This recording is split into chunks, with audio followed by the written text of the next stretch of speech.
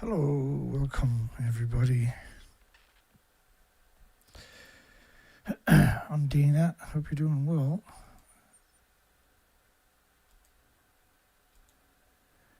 (709-740-4076). We got a bunch of experts. We're going to play videos talking about Israel, Iran, United States, Persia. And so, now, you notice the title of my video. We're a Canadian number, by the way. You can text me, I can call you back if you'd rather do that. Or you can text me, you can call me. So there was 4 reactors in Japan. Each of the reactors had decades of reactor cores at the top of the buildings. They're gone also. Reactor 1, for instance, explosion. Okay, so I'll show you the 4 buildings. We'll play the videos on Israel, Iran in about 2 minutes or less. So the A-10 Warthog, we know that's going to be down there. You know, when you're talking about aircraft carriers, remember they have a battalion of warships with them. It's not just an aircraft carrier. So when you pull all those aircraft carriers back, they pull back battalions of troops that were on warships. I would imagine because Iran was using a cluster missiles, where the missile breaks open after traveling all that way, and then releases around 70, 80 missiles. They're each very powerful, and their anti-missile systems are not designed for something like that. And so there's no way they're going to stop it. You put 5 of them on top of an aircraft carrier, you can do the numbers. It's a lot of missiles. They can't knock all of them out of the sky, right? Or even close to it. The A-10 Warthog. So recently, last couple of years, there was this story showed up. United States gathered to dispose of depleted uranium shells. Now, these are fully loaded depleted uranium munitions, dolrams. In the United States study questioned disposal of 35.7 million dirty bombs. Ammunitions with a core of depleted uranium, also known as dirty bombs. If you take it, wrap it up in conventional explosives, it's a dirty beep. Used for the needs of the military aviation. What needs? They don't have a adversary that they can't penetrate with conventional weapons, right? There's no need to use it. And so, even if you don't use it, they need fresh, brand new ones. And 35.7 million, the A-10 Warthog is only dirty bombs, shoots around 1.5 tons a minute. These are absurd numbers we're talking about. How do you dispose of 30? So, the military, by proxies, and it's not just the A-10 Warthog that are using these munitions. Israel is using a lot of those munitions. In fact, Ukraine had to give up their supply chain from the U.S. for Israel, for their tanks, because they have 4,000 tanks that are using the 155 millimeter dolrams, depleted uranium low-level radioactive bombs. We're going to jump right into the Israeli videos. We've been doing this show now for a long time. I've been at this 25 years. Are countries with nuclear power plants surrounded by farms poisoning millions of people a year at stores? So every nuclear power plant is surrounded by farms, is incredibly contaminated because the fuel pools have no containment. And there's decades of reactor cores, because we're 30, 40-year-old reactors. You're putting 5.5 reactor cores at the top of the buildings in the fuel pools every decade. And so they're still splitting atoms for millions of homes and businesses for each reactor core. And you're talking about 8, 10, 12, 14 reactor cores at the top of each of the buildings. So instead of power for 8 or 10 million homes, they're splitting the atoms, the same atoms with no containment, and they're going up to tall, skinny stacks, and every nuclear power plant is surrounded by farms. So I know that might be confusing for some people, but I hope that helped you appreciate the madness. Fuel rods at Fukushima number 2 were fully exposed. So reactor 1 detonated. Reactor 2 detonated, but it stayed kind of intact. But the reactor core went China syndrome. It went down into the earth. And then the ground, of course, when it hits water, the water expands so rapidly, it splits the earth open. And this is a video 40 times normal speed of the plume coming out of the ground. Now, in 6 places, it was at 10 sieverts per hour coming out of the ground at Fukushima. 3 sieverts will melt your organs. The homeless and the destitute, because the scientists ain't going there. They had to abandon the site constantly for years because these plumes are lethal doses. If you're in that plume, you died. Not maybe, not perhaps, not almost. And 10 sieverts an hour is coming out of the ground. That's bioaccumulation. It's thousands of sieverts. You had 4 reactors, all in a row, all lose their inventories. And at the top of each of the buildings that don't exist anymore, were the inventories. So reactor 2, that looks pretty good. That's one I'd like to show you, right? But on one side of reactor 2 was reactor 3. On the other side was reactor 4. You ain't getting the number 2. And so they had decades of reactor cores at the top of each of the buildings. And in reactor 3 in particular, the entire cores and the fuel pools were ejected right out of the buildings. And you watch the videos, you'll find them. Easy enough if you look for them. So this is the official story. Now, this depiction would be 150 feet above the stump to your left. So Israel and Iran is not going to get to that stage. Well, we hope not anyway. There was reactor 3 and 4. At the top of each of the buildings is 7, 8, 9 reactors. So we rough it out to 8, counting the reactor cores 9. So 36 reactor cores are missing from the tops of 4 of these buildings. Those tops don't exist anymore. And the one that kind of looks like it does is gone deep underground where it met water, expanded and spread out. But the emissions, 9,000 degree Fahrenheit temperatures. Now, just to take it a little more crazy, because everybody's paying attention to this war compared to Fukushima, this is just a stump of reactor 3. So reactor 4 was the same thing. You'll never see that picture of the 4 sides of reactor 4. And that's your depiction. The fuel pools are at the top of the building, reactor cores at the top of the building. But officially, this is the official picture. And we know this is the actual official picture because all kinds of media have claimed they're at the top of the building that doesn't exist. I don't see how that could happen at Iran and at Israel. If you think I got a good point, give me a thumbs up. Think some full of shit, give me a thumbs up. I provide you with the evidence, though. So, on top of that, the fallout from this has been astronomical. And now we're seeing all species of the whales showed up starved to death, what is described as late-stage emaciation. We're seeing this symmetrical with all the species. If you go to my live streams and scroll down through a few live rows of my videos, you'll see video after video after video of documentation of species after species after species have died of starvation because the radioactive fallout. So I don't think, now Iran and Israel, either one of them are combined, can produce that kind of radioactive fallout from just a small amount of the inventories. All right, here we go. So Colonel Douglas McGregor, he formerly had a tank division in the Gulf War.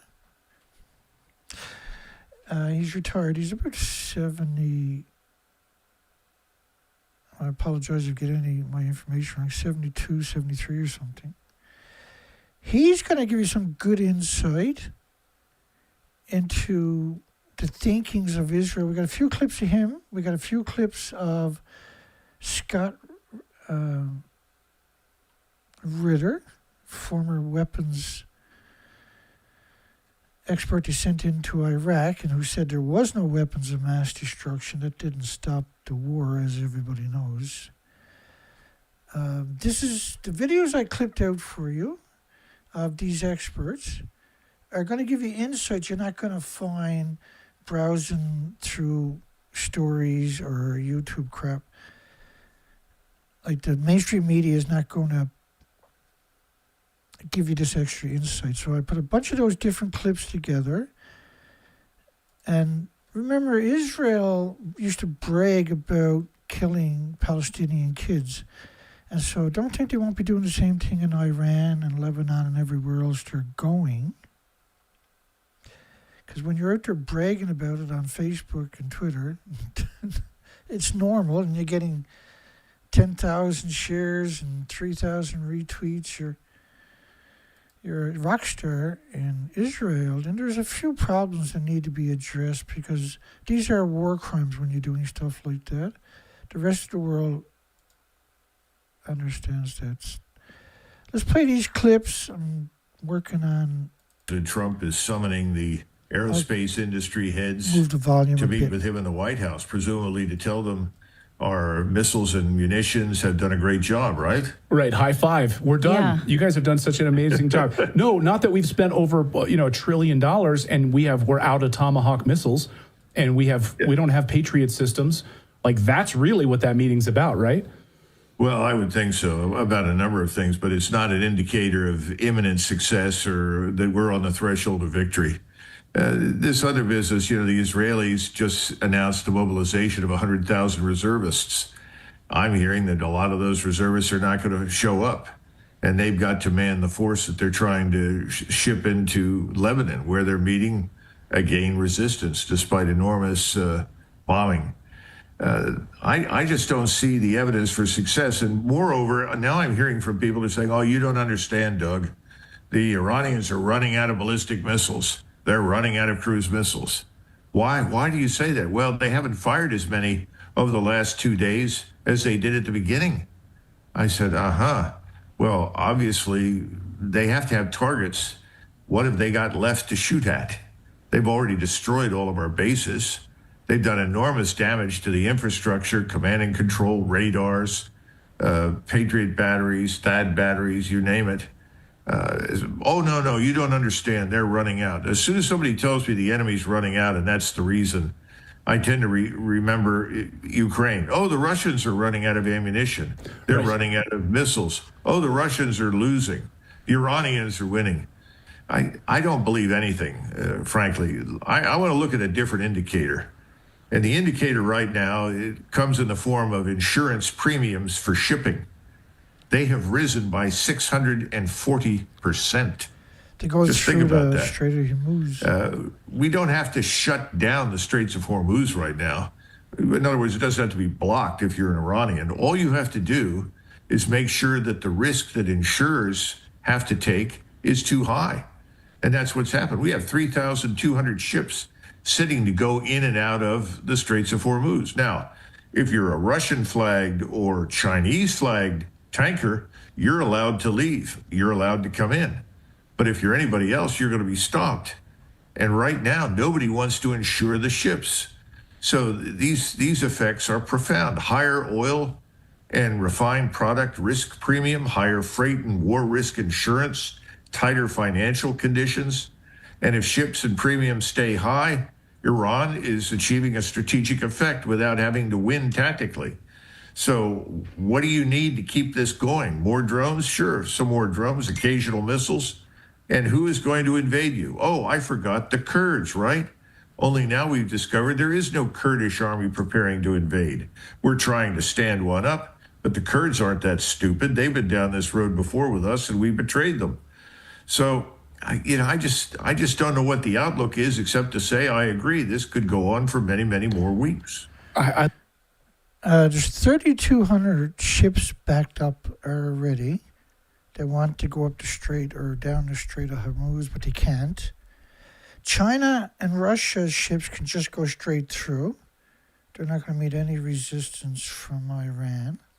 Iran there's 53 Muslim countries there. Nobody's standing up alongside of Iran, vocally anyway, and except for China and Russia, which is that's quite interesting. This is Scott Ritter.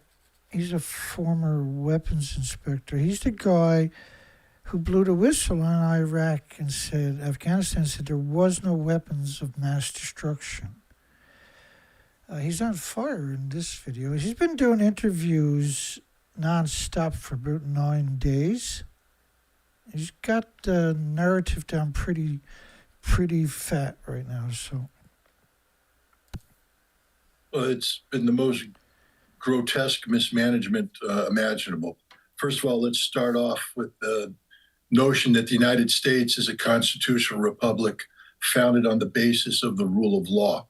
That is an absolute, both in terms of domestic application and through international law. We have always claimed that this was our core value. We haven't always operated with that, but at least there was the pretense that we were a nation that adhered or sought to adhere to the rule of law.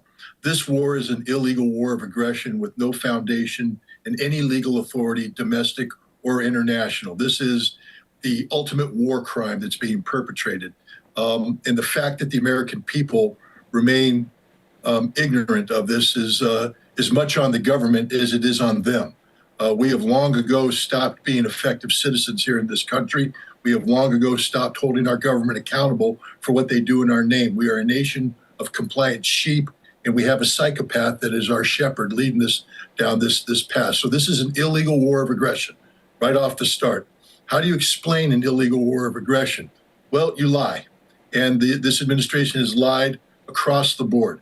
We've lied about why we're fighting this. In fact, is the administration can't articulate a cognizable reason why we're engaged in this conflict. We were told it's about nuclear threat, but we know that Tulsi Gabbard, the director of national intelligence, who is ultimately responsible for the singular assessment from the U.S. intelligence community that there is no nuclear threat from Iran, that Iran is not pursuing a nuclear weapon. But the president has chosen to embrace an alternative set of facts. And those alternative set of facts come from Israel. And so now we have the real reason. We are going to war for Israel on a timetable designed by Israel to achieve objectives that benefit Israel, but not the United States. And in the process, we have abandoned all those whom we claim to be our regional allies. All of the Gulf Arab states who've been buying billions of dollars of American military equipment under the pretense that the United States would be there for them in their time of crisis are now looking around,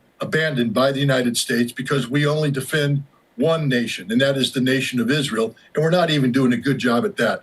The president has changed his war plan 5 times in 10 days. That tells you how utterly confused they are. They went to war based upon artificial, unachievable objectives. The notion of regime change by assassinating Ali Khamenei, the supreme leader of the Twelver faction of the Shia faith in Iran, that you're going to kill this man and the faithful will collapse, is absurd. The exact opposite took place by murdering Ali Khamenei, and it was an act of murder.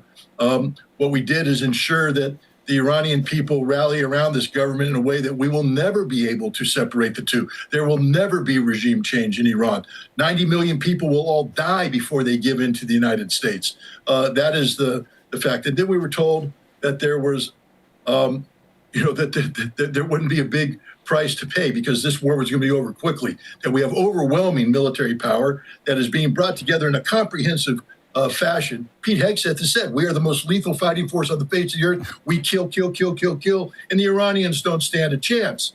And yet Pete Hegseth has had to change his war plan 5 times in 10 days because we're not achieving military objectives. In fact, just the opposite. The enemy is defeating us across the board. The United States is not only losing this war, Rick, we have lost this war. We will not achieve any of the objectives we have set out to achieve. At the end of the day, we will run out of the ability to defend ourselves long before the Iranians run out of the ability to attack us.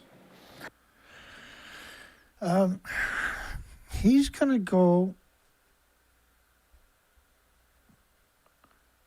Love when people would say to you, Colonel, a colonel who led men into battle, for crying out loud, and who has sources, deep sources within the United States military, more than any of us sitting here on this table, or anyone who's like probably watching right now, unless there's some sort of keyboard cowboy that we don't know about.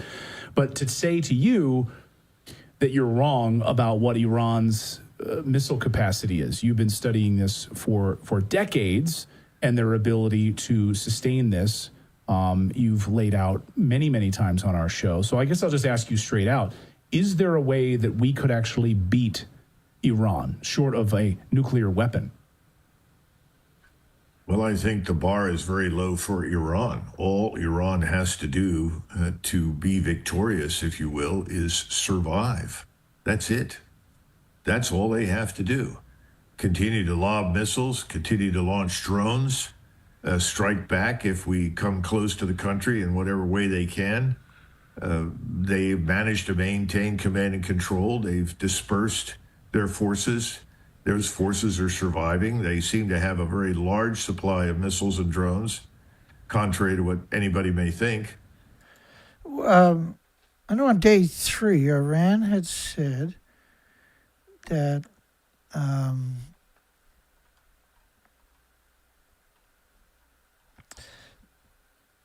it was 2,000 drones and 600 missiles, but they definitely a big difference in those numbers now. Okay, so Benji, remember this itineration of this Wars 2, right? 9 months or so ago, there was so-called intervention. Now we're going to let's challenge the war narrative. Because some are saying, like they like to say they're not going to war, they're like an intervention. Listen to what they have to say. Well, we just had an important series of votes on the House floor. As you know, the War Powers Resolution failed. That is the right result. So war power. We are not Right, they were trying to make it illegal, some members of parliament. not at war. We have no intention of being at war. The President and the Department of Defense have made this very clear. The Department of War has made it very clear. That they're not at war.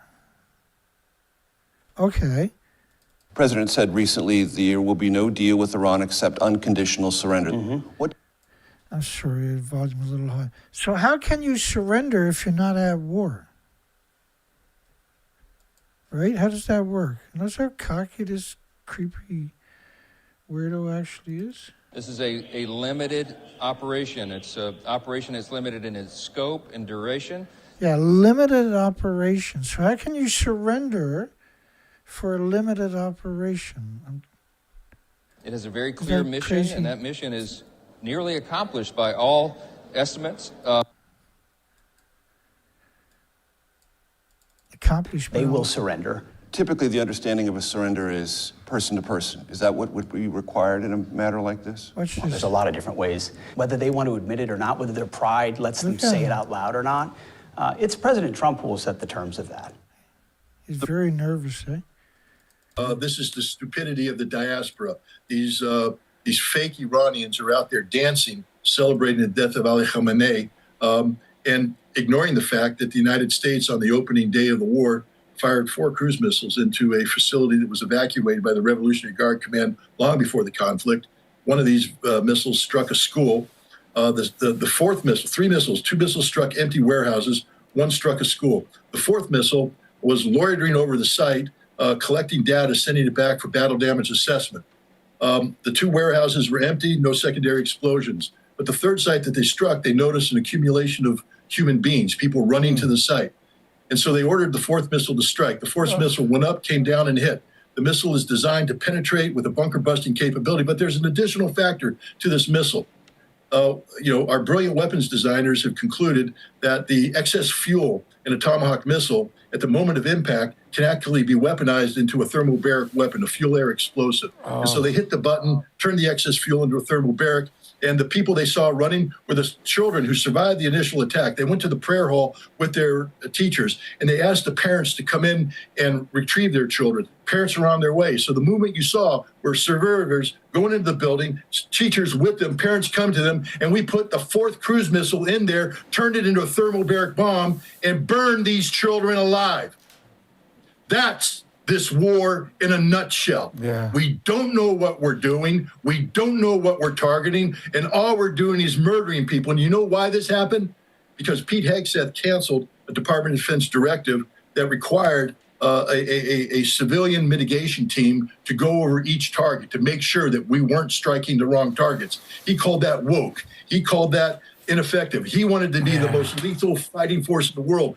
Kill, kill, kill. Well, Pete, you killed them. 170 of them. Children. You're a murderer. You're a war criminal. And so is Donald Trump. And so is every American who supports this war. Because this war is an illegal war of aggression. We aren't obeying the laws of war. And we're simply slaughtering innocent people to appease a bunch of neoconservatives who have an outdated concept of what the world should look like and who have completely subordinated the interests of the United States to the state of Israel. And I apologize for losing my temper. But I'm a father of 2 girls, and I would hunt down and kill anybody who brought harm to my children.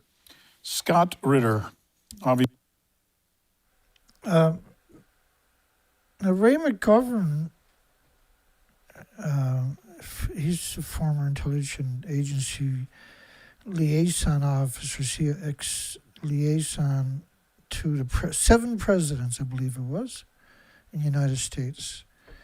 And he said killing the girls and the religious leader and the leader of the country was meant to shock the country, like almost, they were hoping everybody was going to surrender, but clearly, now, there's some credence to that, because when you look at Pete, who he was just yelling at, is this guy here.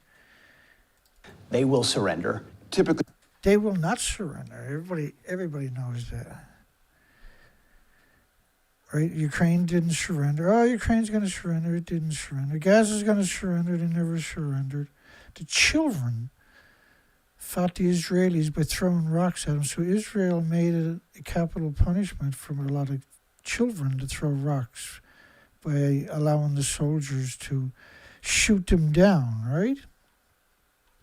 Now, there's some extreme examples of that. There's been going on. The Israelis are raised to aspire to do that, because now you're a true Israeli. Now, Benjamin Netanyahu, his last name isn't Benjamin Netanyahu. His real name was Milikowski, born of Ashkenazi lineage from Poland. Benjamin Netanyahu has neither the blood, nor the land, nor the language of those he claims to represent. Right, and he raised his youngest child, who, when he was 15, won a contest by being able to recite off the top of his head, like a robot, like a drone, the Torah and the Talmud, right, at 15. So Benjamin Mikulski, now known as Netanyahu, was able to ask his son to justify religiously doing this to the Muslims or the Palestinians or the Iranians. And then, because Israel is a religious cult, even though Benji himself is not religious at all.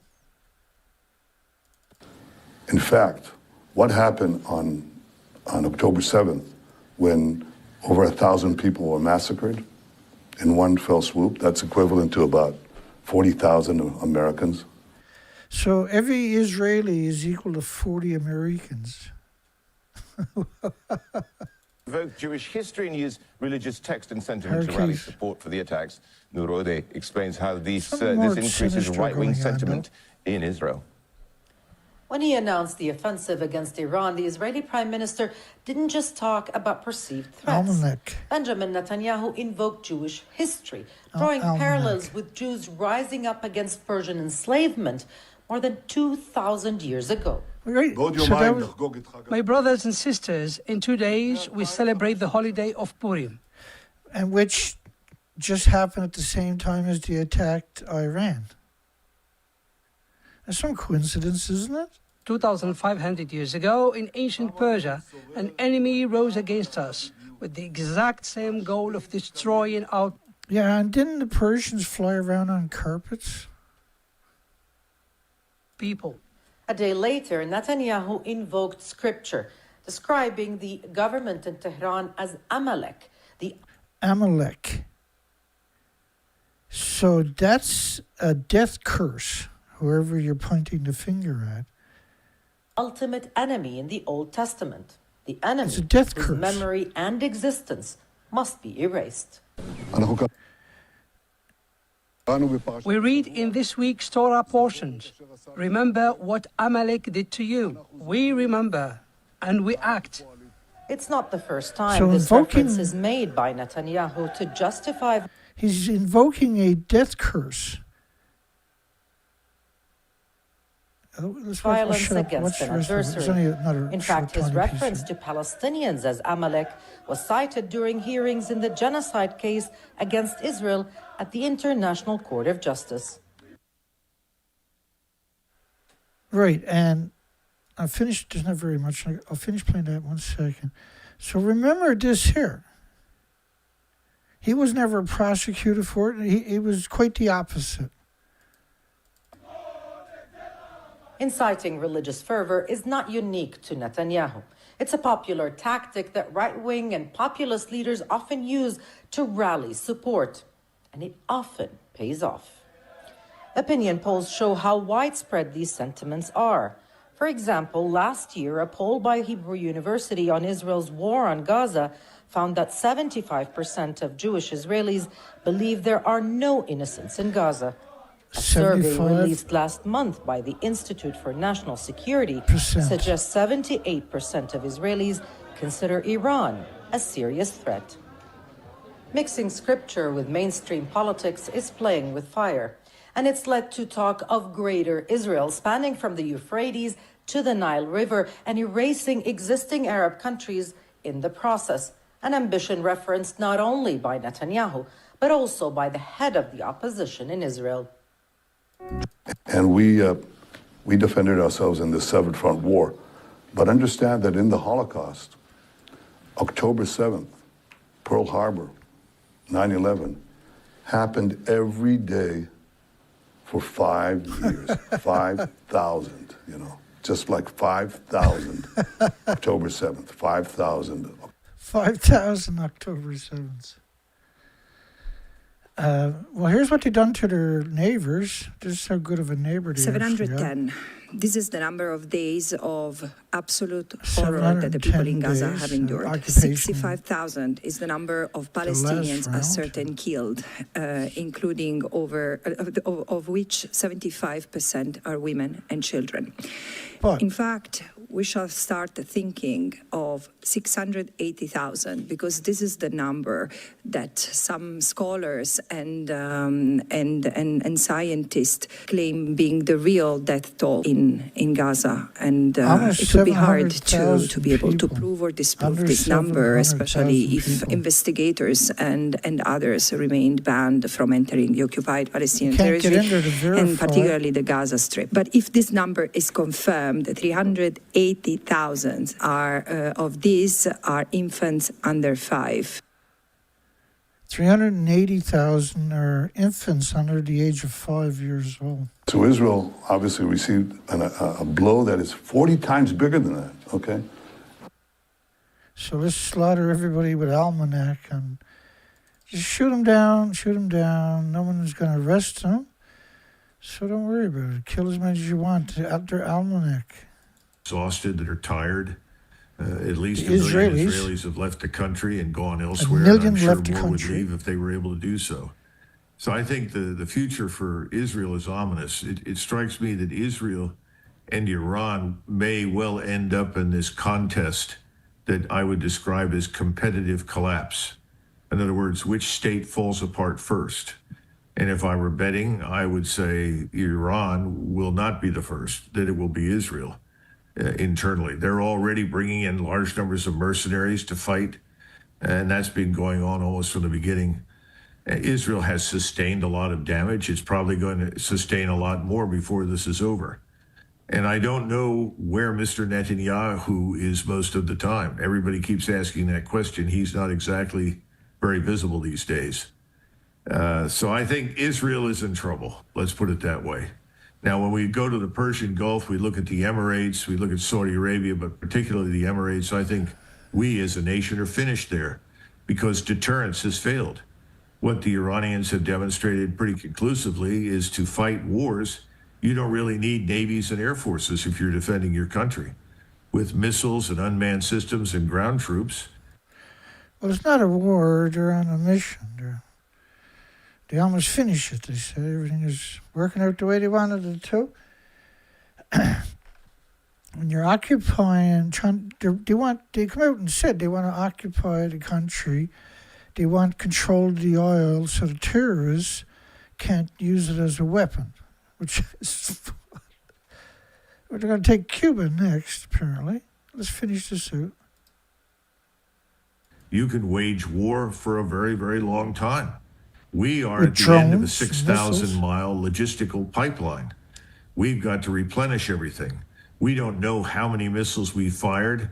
We're not sure about how many enemy missiles we've intercepted. And when you're in that kind of position, when in doubt, you tend to make things... Just roll that back a little bit, because I got to shut up. So, they got a long pipeline to feed them, right? Is to fight wars, you don't really need navies and air forces if you're defending your country. With missiles and unmanned systems and ground troops, you can wage war for a very, very long time. We are at the end of a 6,000-mile logistical pipeline. We've got to replenish everything. We don't know how many missiles we've fired. We're not sure about how many enemy missiles we've intercepted. And when you're in that kind of position, when in doubt, you tend to make things up. I think we're making a lot up, saying that we're doing a lot better than we are. But it's impossible to know with any precision. But the point is, you can bomb lots of people in Iran over a long period of time, but you're not going to bring down that nation, and you're not going to bomb its current government out of existence. So when you look at the map, I tend to rely more heavily on Rebar. I find that most of their data is pretty good. And as I look at the charts right now, I'd say the Iranians are continuing to do quite well. And I don't think that we are pounding them into the dust or pulverizing them out of existence. And I think that's one of the reasons that we're going to send more troops and more firepower there. We've got 3 carrier battle groups that we can surge. And over the next 2 weeks, I think they're going to get them ready and bring them over so they can replace the 2 carrier battle groups that are there now. This is really interesting. The carrier groups ran away. And so one of the things the military doesn't want to acknowledge, there's a couple of statements to make here. One, if the carrier groups stay in a certain range, they can get pictures, and then they can find out how much damage and what was damaged, right? And then that could be used against them. Now each of these aircraft carriers will travel with a whole bunch of warships. With incredible, their job is to protect the carrier, right? So there's submarines down there. There's all kinds of stuff going on. And this is not, there's usually 14 to 30, depending on, so in this case, you can imagine there's quite a entourage with them. Now, Israel, anybody seen the videos of Israel soldiers removing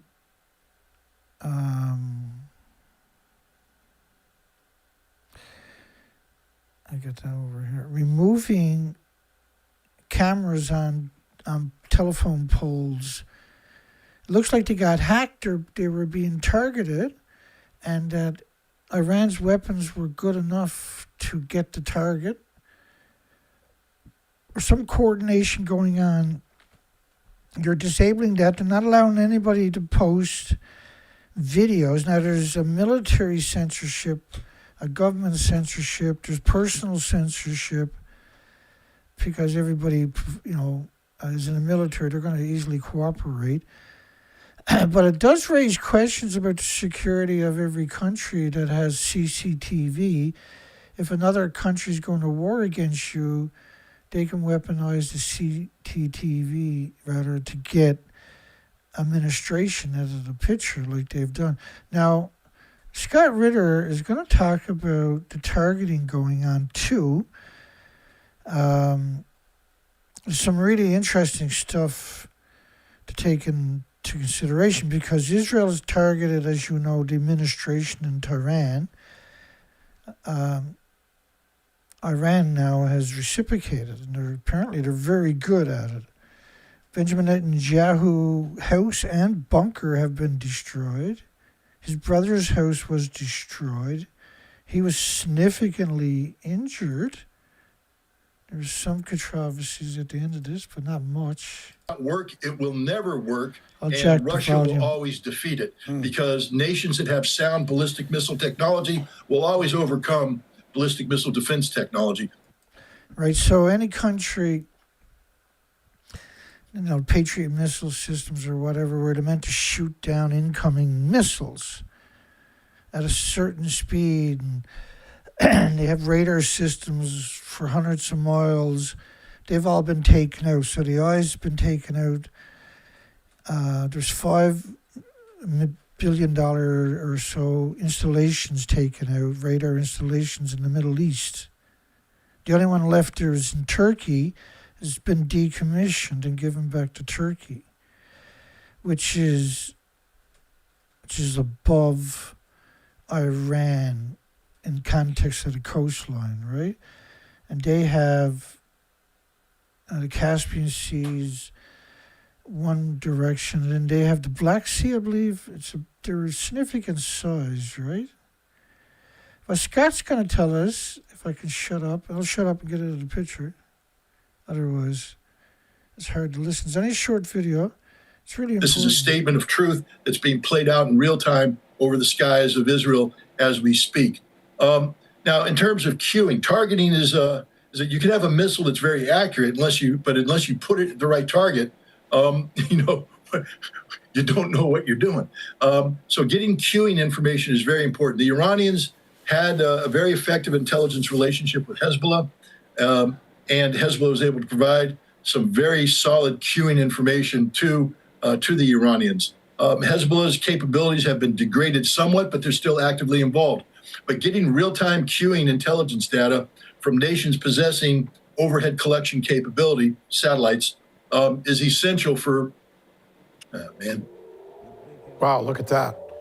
We're looking at a missile right now, and you can almost see the interceptors just, they go by it. In fact, the interceptors sometimes blow up themselves instead of the missile when we look at these videos. There it is, goes right by it. Well, some of the interceptors are designed to explode in front of a missile, but they're playing catch up. They're never able to catch up with the interceptor. The other thing is the interceptors are programmed. You talked about moving in like an S-shaped system. That's because the interceptor launches and then has to make an adjustment to get in. Okay, so let me just back that up because that's kind of important. So the Iranian missiles are coming in. This is a good example where the missile it's traveling hundreds of kilometers to get here.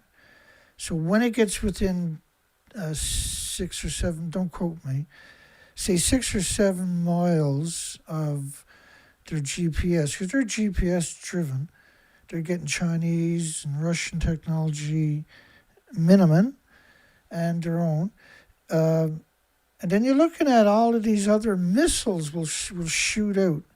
And so instead of sending, you can't intercept all of these, their defense systems have never seen it before. So imagine this coming down on aircraft. Now this will cover 5 to 8 square kilometer area. And if you look at the aircraft carrier groups, they're usually in that kind of configuration, right? And so you're talking about 80 around 80 is the consensus of these missiles that are apparently very powerful. These are very big rockets we're talking about, traveling hundreds of kilometers. Their payload is divided up individual rockets. And so if you lob 10, that's 800 coming down at an aircraft carrier. You are going to do some significant damage to the aircraft carrier, no matter how hard.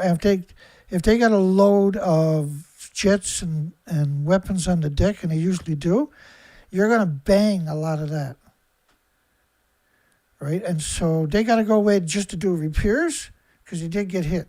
They refuse to acknowledge it because that's the last thing you want to do in a combat situations, to acknowledge the damage, right? To validate the acquisitions, the targeting, and everything else. Which is all stupid anyway, right? It's idiotic. It's meant to just... Now, there's... anybody paying attention to this knows that the U.S. government has been invoking Armageddon to the conscripts, to the victims that wear the uniform that didn't sign up for this kind of stuff. Iran wasn't attacking their country. They didn't know there was a war. Nobody knew there was a war. So imagine this coming down on an aircraft carrier, a group even. But remember, this is going to disperse flight, and there could be 800 with just 10 of these missiles. Our program, you talked about moving in like an S-shaped system. That's because the interceptor launches, then has to make an adjustment to get an intercept angle. But by the time it completes that intercept angle, the Iranian missiles are accelerating on their own. These are missiles that don't maintain the same speed. They can accelerate because they have rocket, and they maneuver. So the missile's doing an S-shaped turn, seeking to hit a point where there's an intercept solution, and the Iranian missile's not anywhere near there because it has accelerated past or maneuvered, to a different area. This is why they're missing. Our technologies cannot keep up with the advancements that the Iranians made. But we get back to targeting. The Iranians are showing an ability to get intelligence information inputs in the morning and strike in the afternoon with deadly effect. And also, they're starting to expand their target deck. Remember, they didn't invent the concept of regime change. That was Israel on day one, killing Ali Khamenei. Last night, the Iranians struck the home of Benjamin Netanyahu. They killed his brother. They struck the home of Ben Gvir. He is seriously wounded, may not survive. Iran is going to start to take out the totality of Israel's leadership. This is the reality of this conflict. Israel played the regime change game. It's going to be the Israelis that are going to be paying the highest price. The Iranians are no longer wearing kid gloves. They've taken them off, and they're coming in bare knuckle. And so he's going to say, and I cut it off accidentally, he's going to say that the media is reporting that his brother, Benjamin Mygoski, or whatever his name is, was in a traffic accident. And he said, yeah, and Scott says, yeah, he must have ran into his house and started a big fire and destroyed it. Because that, Scott has no reason to fabricate or misrepresent.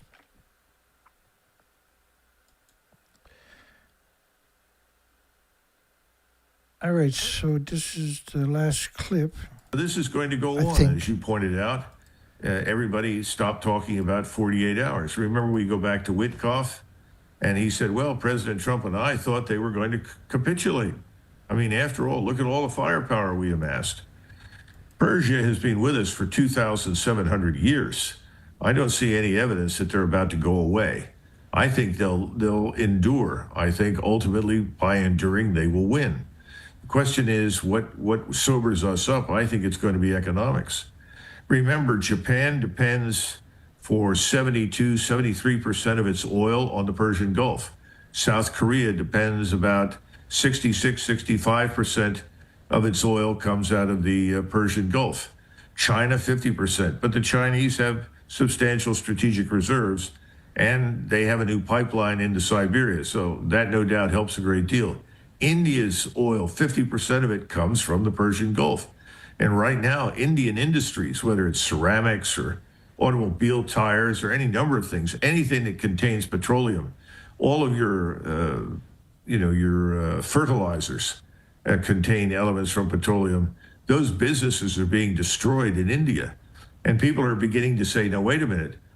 Did President Trump ever consult with any of the nations with which we are aligned or nations that are ultimately friendly to us before he decided to do this? The answer is no. Did anybody really present him with a systematic analysis of how likely it was that we would be successful striking Iran from the air, or was that simply waved aside based on anecdotal evidence provided by the Israelis that said, oh, this will be over in 2 days or 3 days or 4 days? They were saying that. Right? We don't know the whole story. I mean, Trump comes out and Department of War, because they changed their name last year, was it, or this year, to the Department of War from the Department of Defense. It won't accept nothing but a complete surrender, which, of course, right, that's never going to happen. That was clear last time. So we don't know how this is going to play out. You know, it ain't going to be good for anybody.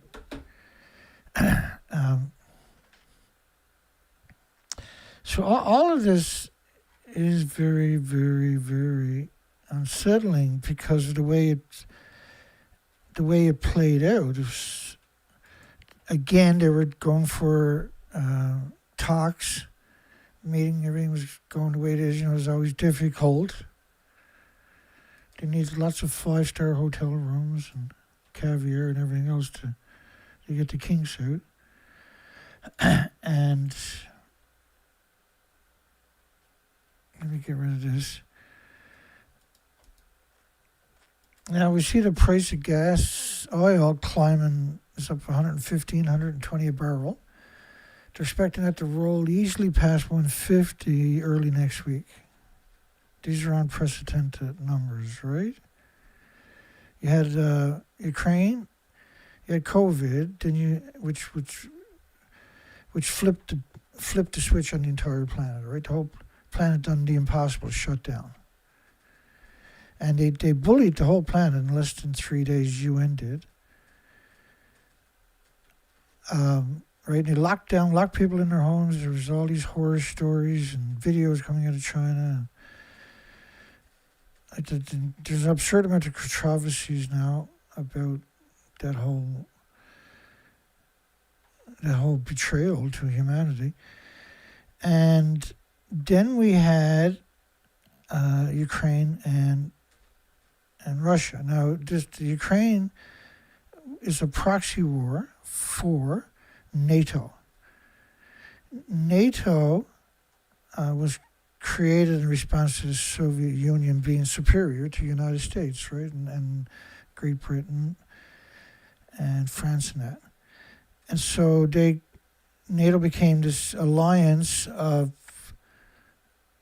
this gang, right, of countries with a lot of military.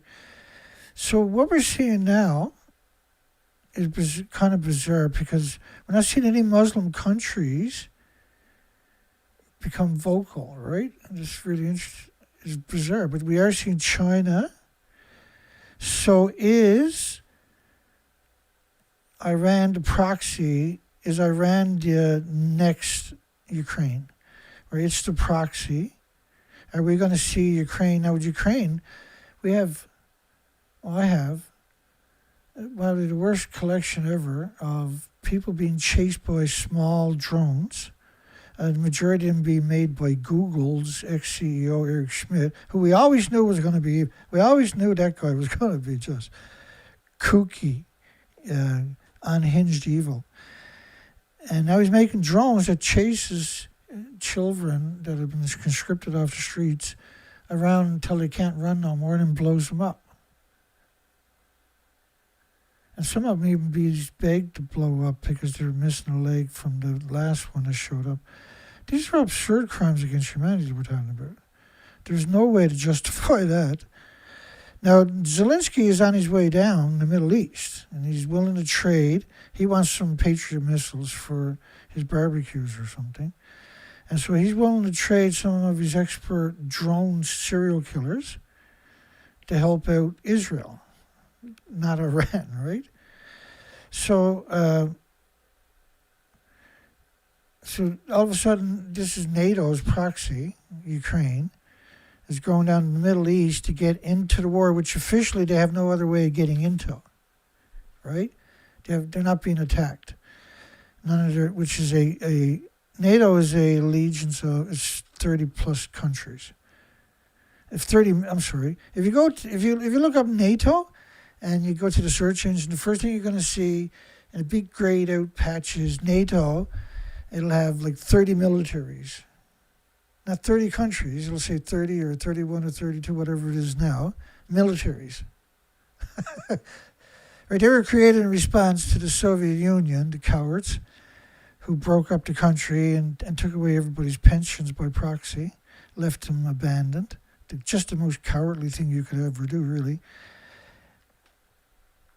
So is that the approach? I'm sure it's much more sinister, but is that the approach that they're using to get into the war with the Muslim countries, with Iran and that, and by proxy, because you got NATO is Zelensky, right, and Russia and China, which have a free travel.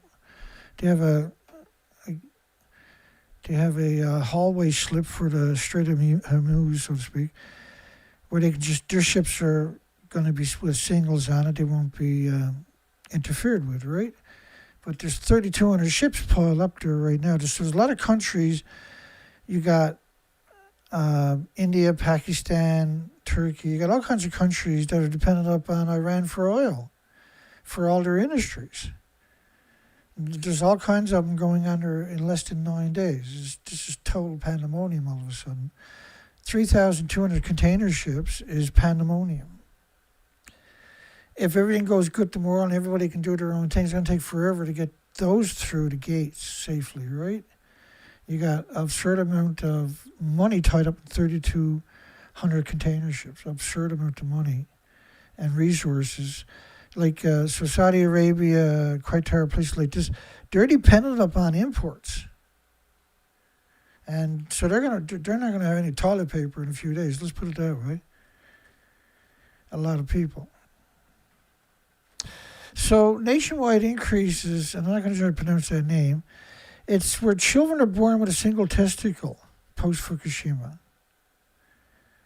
So there was a significant increase post-Fukushima of children being born. That was just one of the many studies. Like, there's so many studies on Japan's nuclear meltdowns. We started the show, we were talking about the radioactive fallout, and could Iran and Israel, the United States, nuclear war, so to speak, against a country with no nuclear weapons. Israel is going to use a nuclear weapon if they can't stop Iran. Because Iran is going down into their bunkers. They already took it up, allegedly. We got no footage coming out from Israel. Everything is shut. The pipe is shut. Its throttle is choked off. And they've been interfering with a lot of search engines. And like BitChute has been interfered with heavily.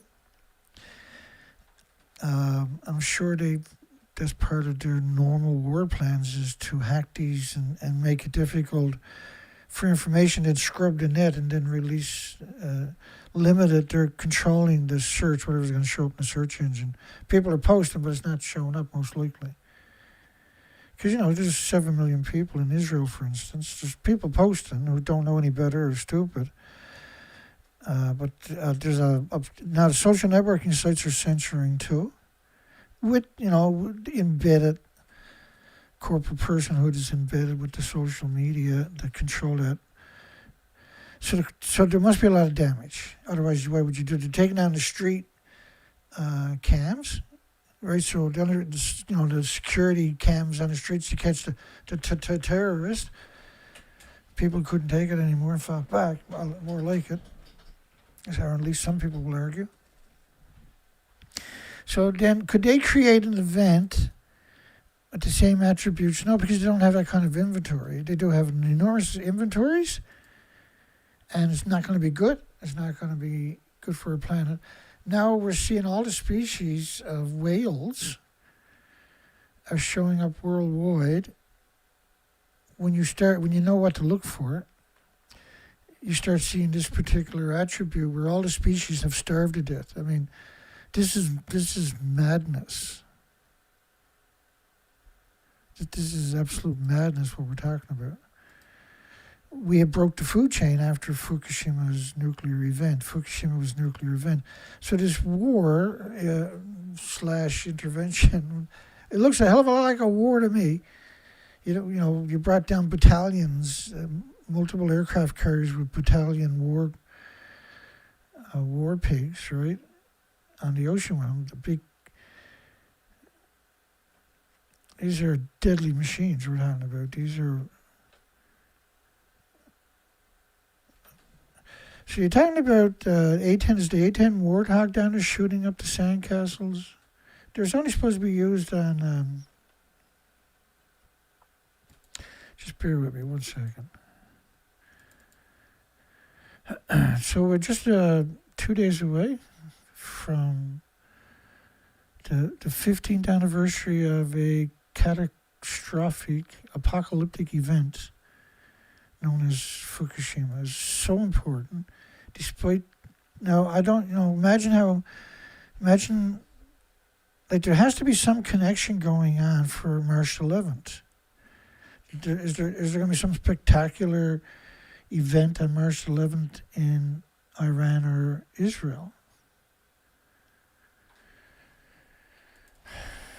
Bear with me.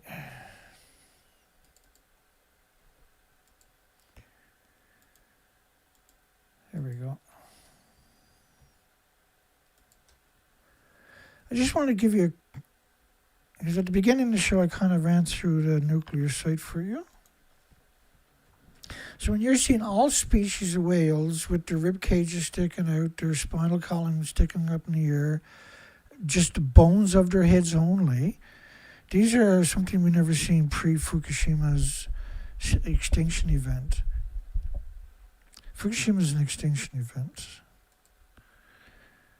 And it's not just whales, of course. If you come over to my live streams, there's my videos over here. We're on live right now. So if I refresh the page, you'll see that video there is live. But if you scroll down to the next row, you got insects. Plummeting insect numbers signaling imminent collapse of nature. And then you get some more information about Fukushima in that particular video. But then you got 8 long, very long videos. Not all of them. 2 hours, 2 hours, 2 hours, 2 hours, 45 minutes, 2 hours. Now, on top of that, if you go into my playlist, there's another 50 or 60 videos in the mass species die-off birds, insects, caused by Fukushima. And I quantify that with the documentation in each and every one of these videos. It's an enormous amount of work. They're minimum typically of a couple hours. But there's an enormous amount of thought and energy there to help you, to educate you, to get you to come to terms with what has happened, and then by proxy start contributing to a better future. Excuse me.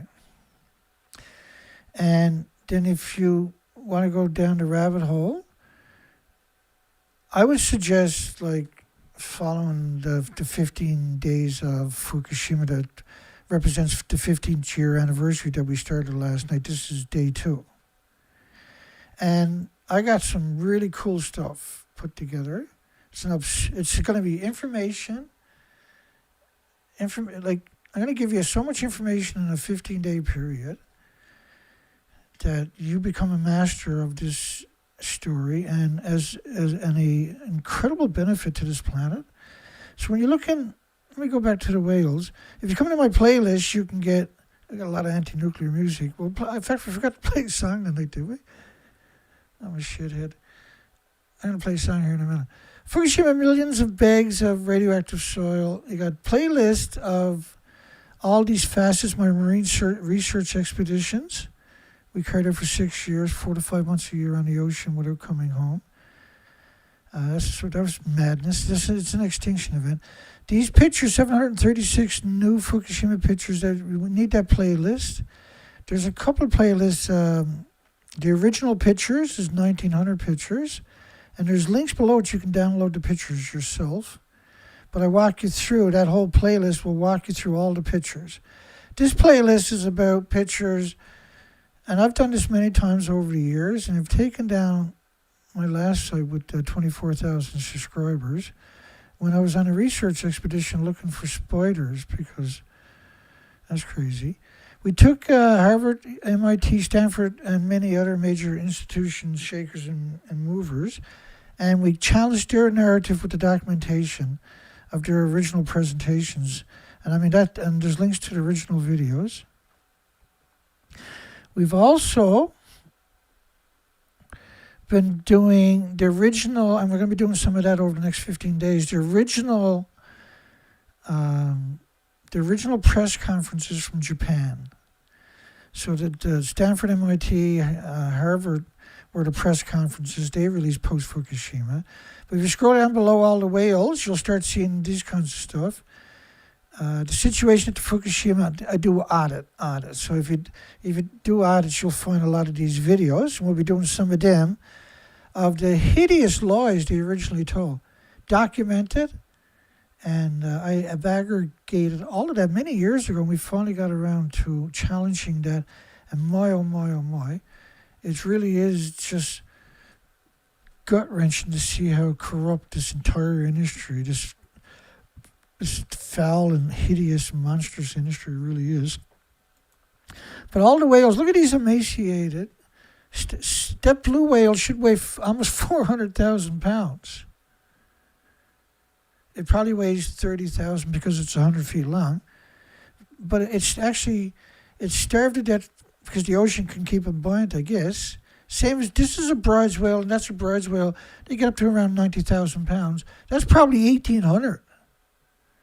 And that one up there is so emaciated, it's maybe 12,000, 14,000 pounds, which is 1/8 of what they probably should be, right? You got no right to ignore this stuff. This is not going to go away. This is just going to get worse. And we got every species showing up in late stage starvation. We know with the gray whale, that gray whale there maybe weighs 5,000 pounds.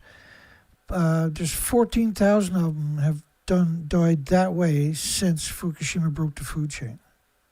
Of just the gray whales.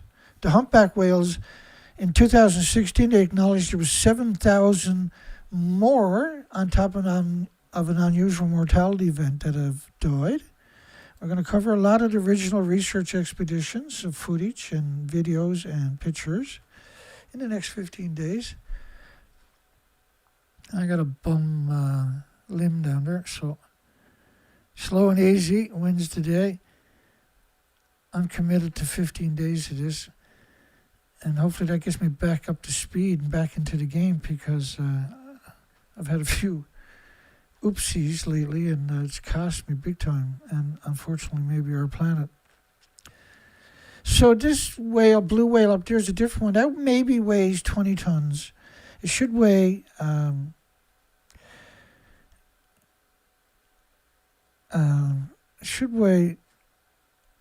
let's say, because he's probably 90 feet, not 100 feet.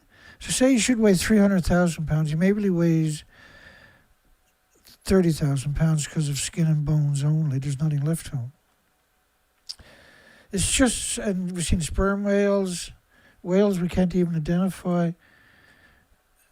And when you see this peanut head, and you see the spinal column, the shoulder blades, the rib cages, none of these are attributes that should be in a whale. We've never seen that pre-Fukushima. And just look at this blue whale up there. He should weigh 350,000 pounds. He's a full size. He maybe weighs 25,000, but that's what the bones and the skin would weigh in the organs.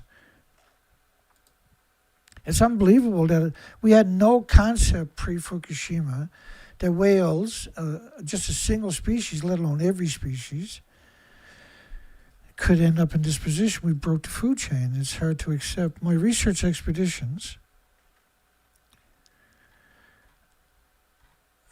doesn't leave any up for debate. Let me just give you a quick few moments. Now, this week we'll show you a lot more of that kind of stuff. Now, remember, in the first year after Fukushima, it was 865,000 cancers. And like Israel won't release any footage, they stopped releasing those numbers after the first year. So not everybody, there's almost 1 million extra cancers in the first year. I mean, they got a street there in Fukushima City where 7 people dropped dead in the first year. But not everybody got health care. Not everybody was diagnosed. It's not just cancer. There's all kinds of heart problems, liver problems, lung problems, respiratory, pituitary, thyroid, adrenaline. So we built an operation to go out and do the research. And we do the research getting into the tidal zones and do species counts. It's very complicated. So we've done it for 6 years, 4 to 5 months a year, and the species didn't recover. So the pictures to the left are what it should look like in early 2011. And then we have an enormous amount of documentation of the radioactive fallout. This is spiked 1 million times to 10 million times normal, right? We covered that study quite a lot. So the species to your left, now I would never normally get my Zodiac on the beach because of the species to the left. And at one point in my career, I used to pick 20,000 of them a day on the ocean floor. 2 Sentu, the crazies, Japan. And so they were trying to blame cancer jump from one species to another species. While I was out there doing the research expeditions, I was the only person that was out there, boots on the ground, doing 27,000 islands for 6 years, almost 6 years. And the species to your left are exterminated. That's the end of it. Now, we went back year after year to see if they recovered. So they didn't. And that's why the food chain is broken. And that's why you're seeing all the whales now of every species showing up in severe emaciation. And that's why you're seeing the birds disappear, because it used to be able to supplement their diets in the low tide zones, see?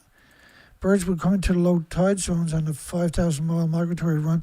There'd be 30,000 insects at the high tide line, and there'd be incredible diversity of species. This incredible, absurdly beautiful magic, absolute magic. The nuclear industry came along and killed it all. And they've done it in increments with just radioactive fallout. So the species to your left now are exterminated. That's not up for debate. They try to blame it on cancer, but it's absurd. It's just that cancer was jumping from one species to another other species. There's a 19-foot tide exchange. I used to dive 6 hours a day in all of these places. I'm very familiar with them. And that's why you see them pretending they're on top of Reactor 4. Because if the truth comes out... So Israel and Iran is a really interesting point in everybody's lives. We have also destroyed the health of the soil. And we kill the bacteria, the fungus, and by proxy then the million species in the biota, which is going to break down the foliage, the litter, the dead creatures, the excrements, the waste, and turn that into a nutrient and redistribute it back into the ecosystem, recycle the carbon, the nutrients back into the ecosystem to repopulate with the million species. So the million species are just regenerative, perfect environment. You need water to make that work, by the way. So the plants, the trees, the foliage, the meadows, the roots of all the species throughout your ecosystem are dependent upon fungus and bacteria, and that is a host site for 1 million microscopic animals, and they all work in harmony synergistically to enhance each other synergistically to recycle the carbon, the creatures, the waste of the ecosystem back into more life, more babies, more small fledglings, more little Tweety birds, more bumblebees, more, right? And the radioactive fallout was so great that we sterilized it because of the gamma shines, the neutron bombardment, the alpha shines, the beta rays, are hammering into each other and then changing direction because they can't mingle. And the radioactive fallout was so intense and so enormous, there was so much of it, that now we have sterilized, we're 15 years down the road, and the horror, the absolute horror of the reality of what has taken place is not up for debate anymore. Our worst fears have come true. And we worked very hard to try to inform this planet. There's a bigger picture you have to put into the equation. The equation is not complete without this picture.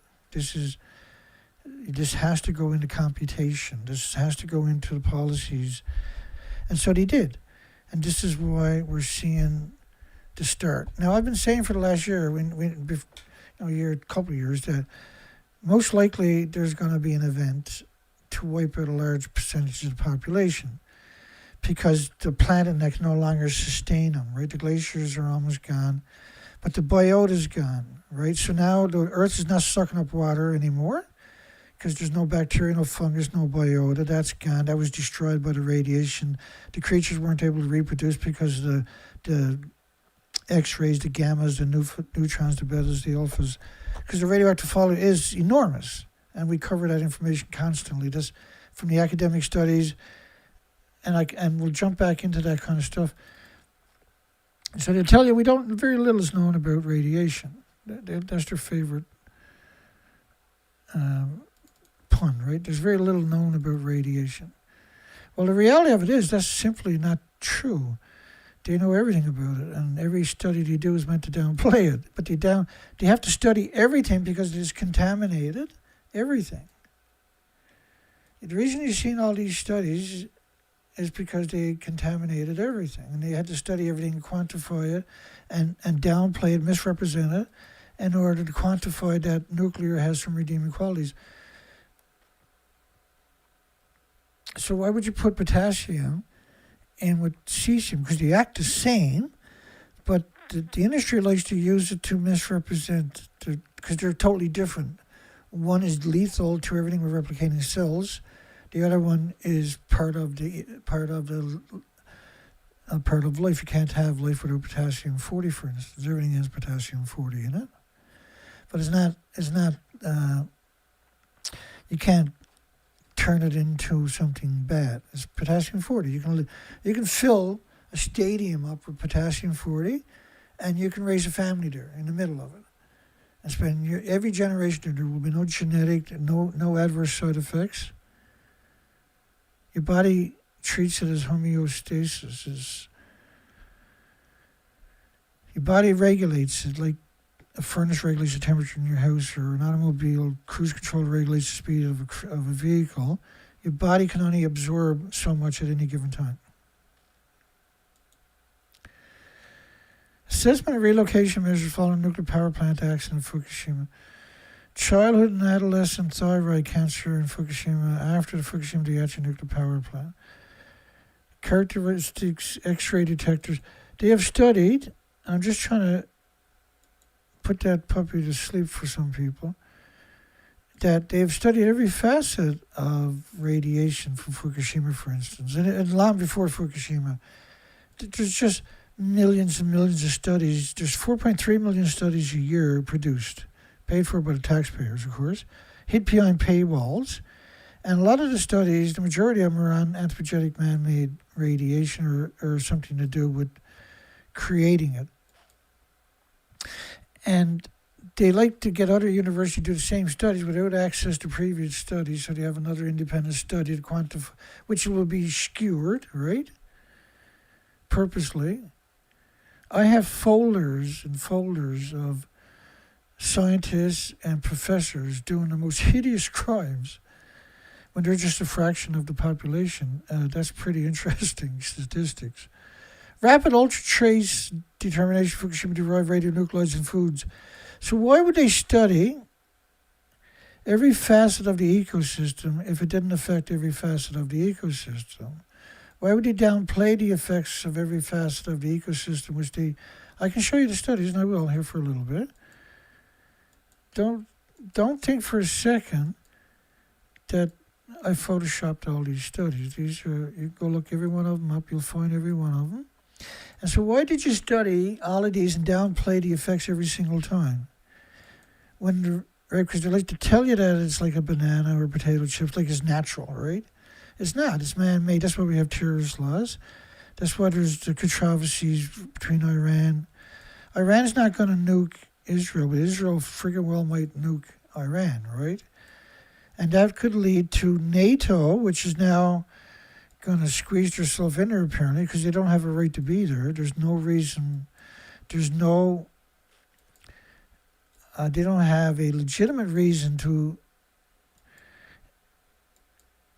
invite themselves into that. Benjamin Netanyahu and Americans might not mind. Americans typically were controlling NATO. They were the biggest donators. Don't look past all the names. When you look at these studies, you see the blue list up right here. Remember, that's academics that lied to you. All of these are different academics. They studied activity of the teeth of abandoned cattle. They didn't go there themselves. They sent their students in there to pick that up. They're not going to nuclear wasteland. Clay mineral theory simulation. They studied every facet of Fukushima you can imagine. There's nothing they didn't study in any country on top of that. They studied the entire planet because it contaminated the entire planet, and they need to downplay it on the drop of a hat, so they needed a study. And they got every study you can imagine. They covered every base. They have plausible deniability for any attribute of Fukushima. And it's just the most scumbaggery thing you could do. Like, how many studies, if it's harmless, would you produce all these studies? If it had no adverse side effects, would you produce all of these studies? If it didn't, if there's anything that's got out is tritium, why are you looking at all these studies? If the IAEA says that they just released the 18th batch or something of water, like, it never stopped coming out. Never stopped releasing it. I mean, it's just.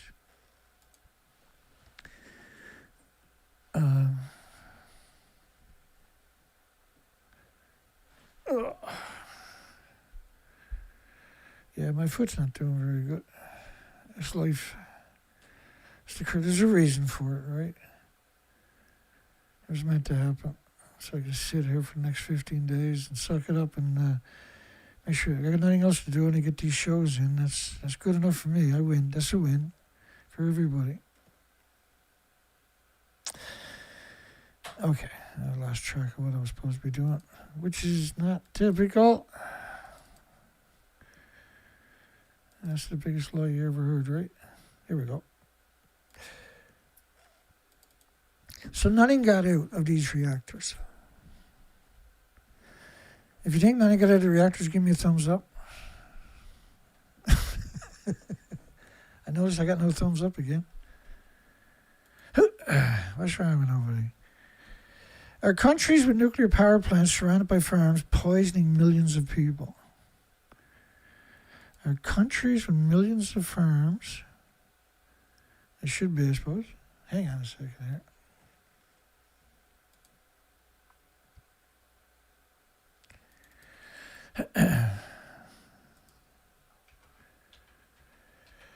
It's such a complicated story, right? Oh. It's not, though, if you watch a couple of these shows, it's no longer complicated. And, you know, my heart goes out to the people that are here regularly. I don't really expect anybody to stay around regularly because it's a doom and gloom story. No matter how you try to tell it, there's no good about this story, right? It's heartbreaking.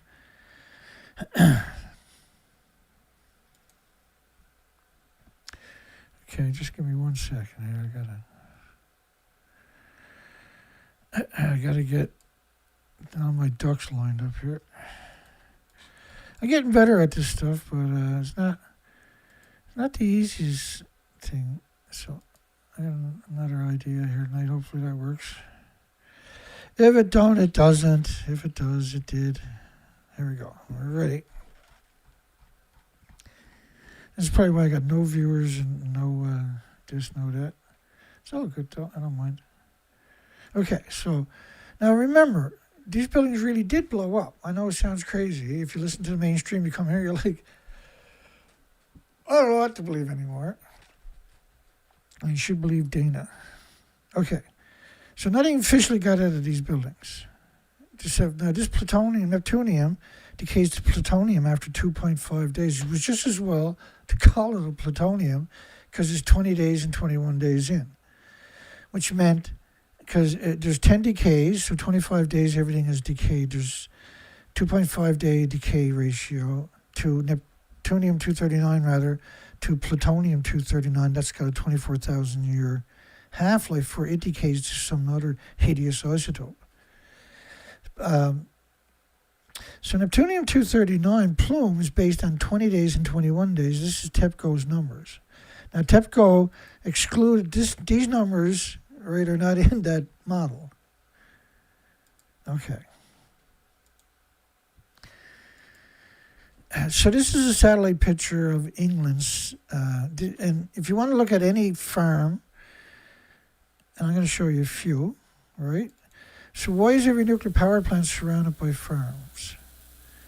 So that's kind of one of the questions we got for everybody tonight. Are countries with nuclear power plants surrounded by farms, poisoning millions of people every year, every day, by eating the radioactive food? Now, the pictures I'm going to show you is not going to quite do justice, because they're going to show you nuclear plant after nuclear plant. But if you zoom back with a satellite, this is what most nuclear sites, that's Sellafield, United Kingdom, most nuclear sites will look like this. So how many people are poisoned each year by the food from these sites because you can't contain the emissions? This is wicked what they done here. This is just evil. They took fuel from other countries and reprocessed it and poisoned those farms. They poisoned those farms. And they used those farms to poison countries they wanted to weaken.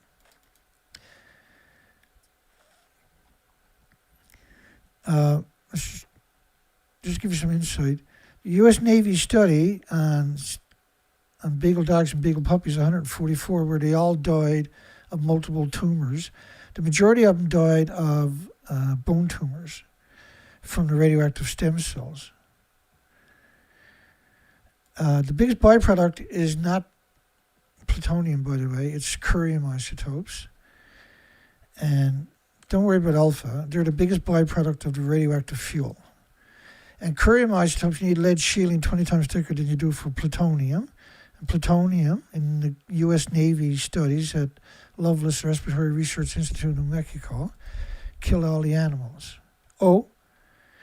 And the human kidney is 50 times less efficient, not 50%, but 50 times less efficient than an animal kidney at removing plutonium, and all the animals died.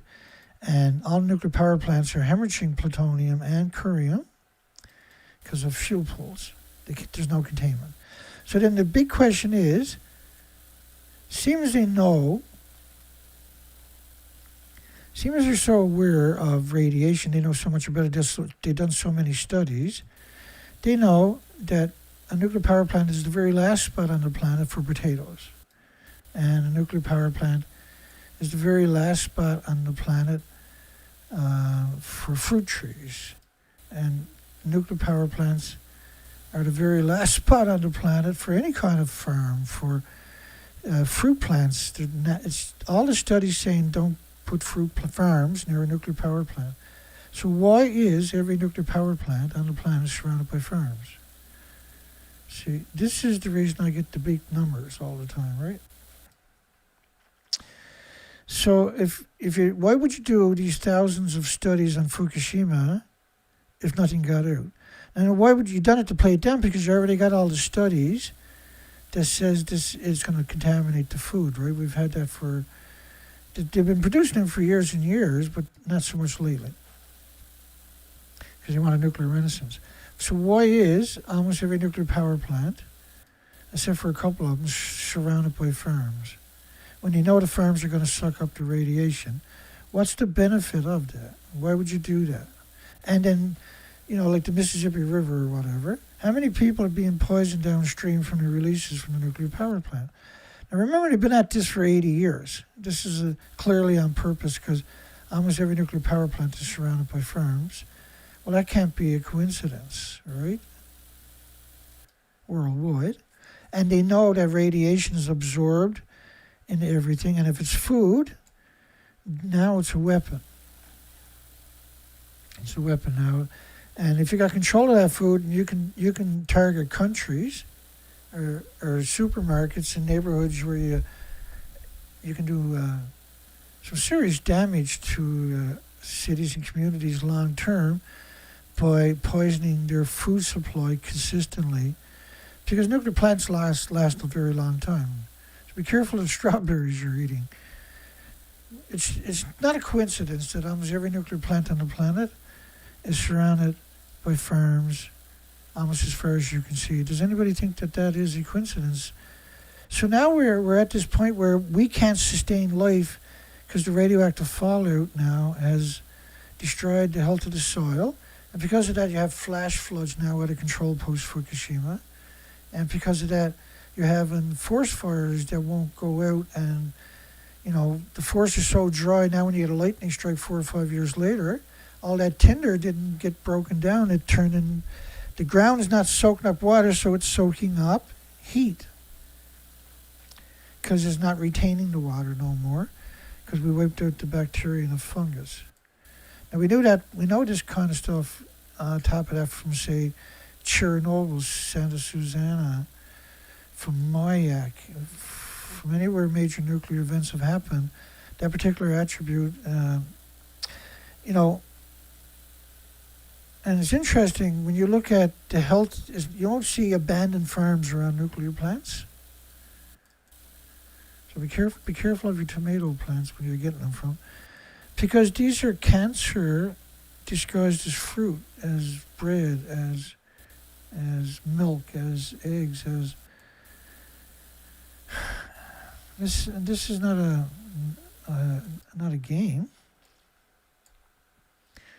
They have already the studies, and so the reason that they're producing all of these studies that you've been looking at is to downplay the event worldwide. No, because they're doing these studies worldwide. We have nuclear plants worldwide. The fuel pools are hemorrhaging radiation 24 hours a day. Huge amounts are falling out locally.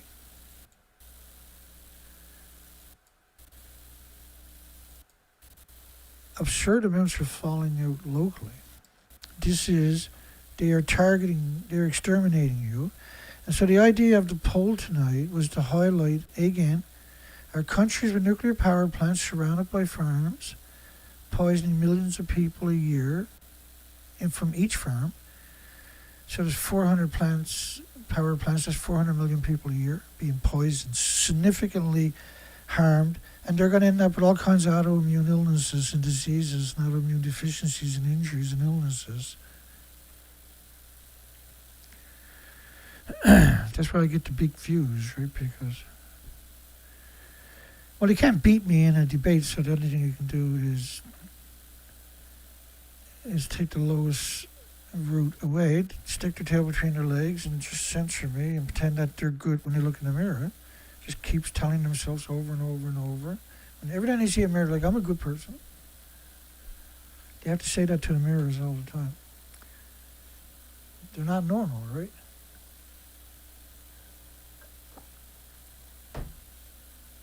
It's not normal.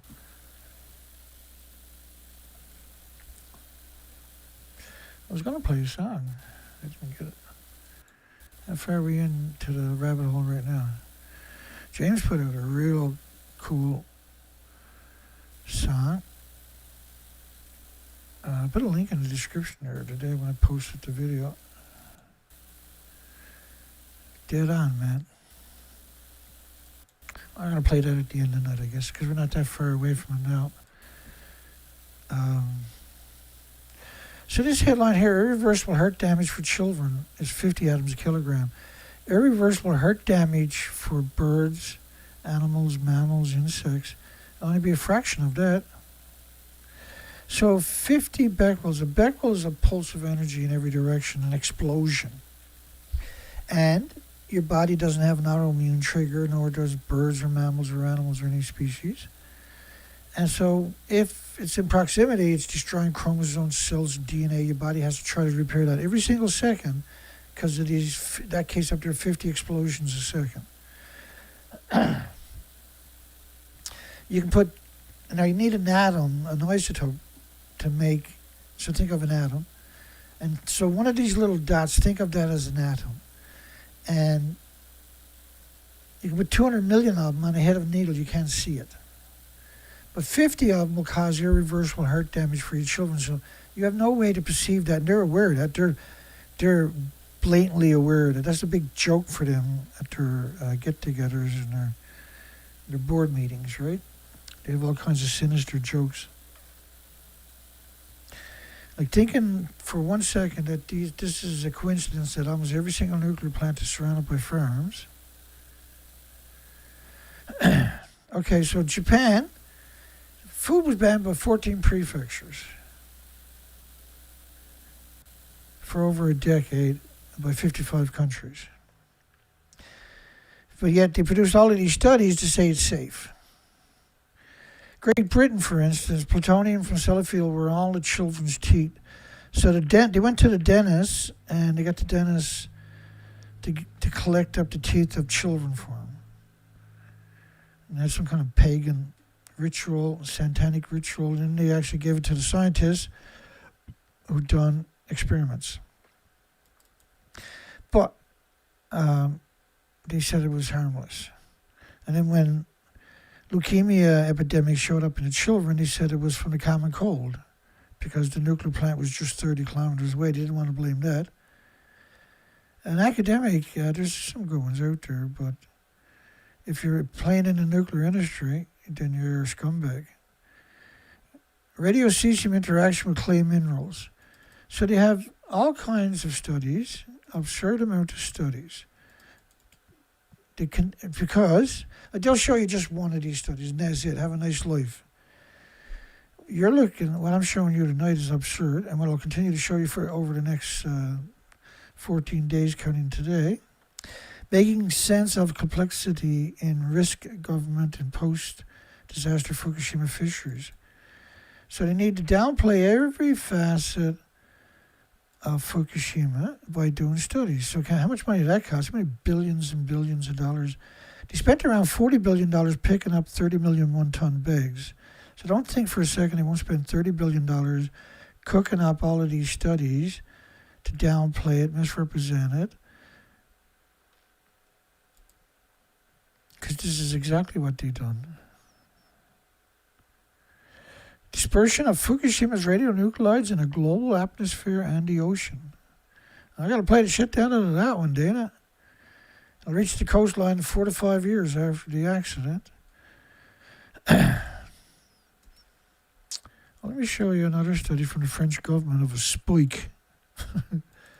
That's 20 days over there, that model. 05, 04, that's 31 days or something. This is a small modular reactor, which is the size of a football field. People are lunatics, eh? And all of this only exists, this narrative, these crazies, the small modular reactor narrative, which doesn't exist, by the way, only exists, right, because the stoic media went out and pretended that they were 150 feet above the Fukushima stump. And therefore nuclear didn't get the black eye, fat lip, the tossing of the building that they deserved. They deserve to be deep sixed. They should use all the nuclear academics to build a bridge across Hormuz, the Strait of Hormuz, with their bones. Fukushima followed Milano, Italy. Everything was meant to downplay it. Learn how to learn from failures, Fukushima. Plutonium, isotopic signatures. Signatures! Everything was contaminated. We have the documentation. But when all of these studies are meant to downplay, there's a couple of them probably not, but almost every single one of them are meant to downplay the Fukushima event, to misrepresent every facet of it. Like, how do you get away from 30 million one-ton bags? Now, some numbers are 60 million, but if that's one-ton bag is 2,200 pounds, Japanese in metric. That's 5-6 rows of traffic around the planet of one-ton trucks, bumper to bumper. Just trying to give you some context of the madness of this scale, which was 3% of the land. They picked up the topsoil, and not academics or institutions, but the homeless, the destitute. But we should have scraped up the surface of the entire planet. This is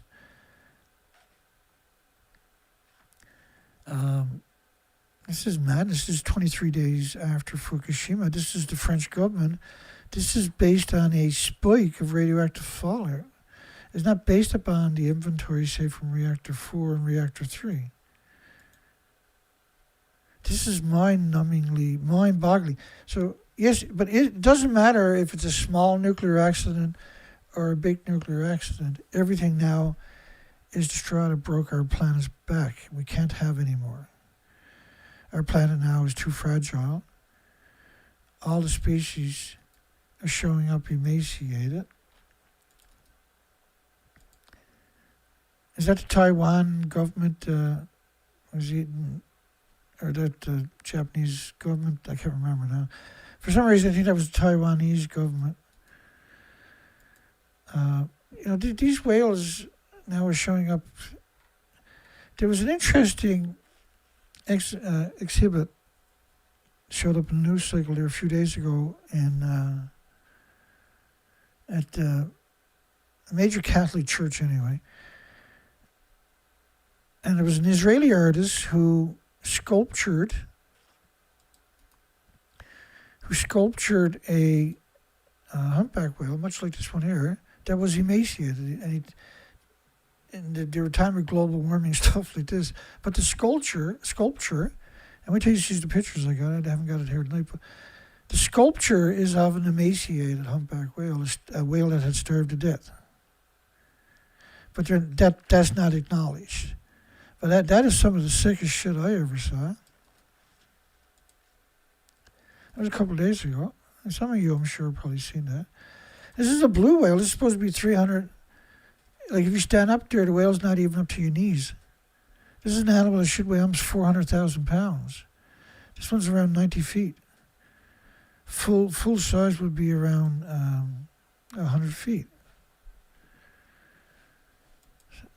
This is absurdness and overdrive, right?